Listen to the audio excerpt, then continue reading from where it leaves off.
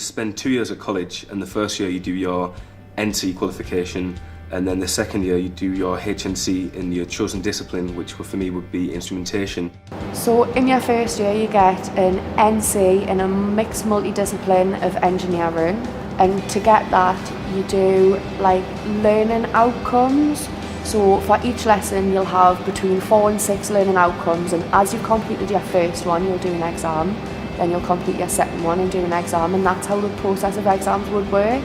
And for your higher national certificate, it's in your discipline that you've chosen, so mine's process. College learning is split up into 2 parts really. You've got your practical hands-on training, and then you've got your classroom-based training. So the combination on the apprenticeship of both classroom work and the workshop work is you learn the sort of theory behind what you're doing in the classroom. I do it at the beginning of the week, and then by the end of the week I come into the workshop and we get taught how to do it practically.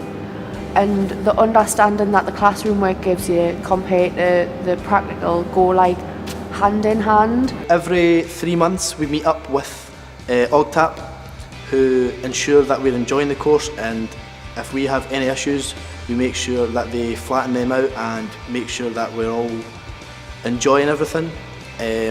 And if there's ever a problem, we know that we can just go and speak to them and they can make sure that it's sorted. By the end of your 4-year apprenticeship you have a Scottish vocational qualification. So your SVQ is a globally recognised qualification that enables you to travel across the world to work offshore, not just in the North Sea. All the qualifications form part of the modern apprenticeship. Since it's such a globally recognised award, it really keeps my options open for the future. The course is becoming a little bit more challenging. Obviously it's becoming more focused as we move on. You just need to make sure that you balance your time out right and that you study the correct amount.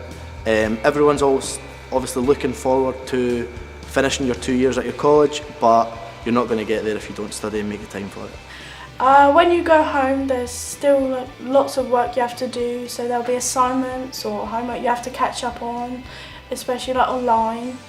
So we use a program called Blackboard, which they even update in the holidays. To get offshore, there's 2 courses which are mandatory, which is your MIST and your BOSIA. Your BOSIA's done at least about 2 weeks before you finally go offshore, and that's just after your first 2 years.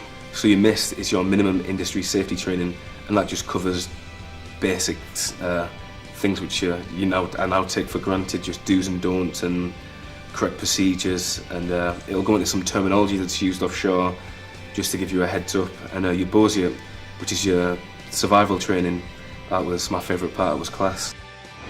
What stands out for me the most from college was a great learning experience. You're also paid to learn, so that was another benefit. I've made friends for life who will be doing the same career path as me, so all in all it was very good.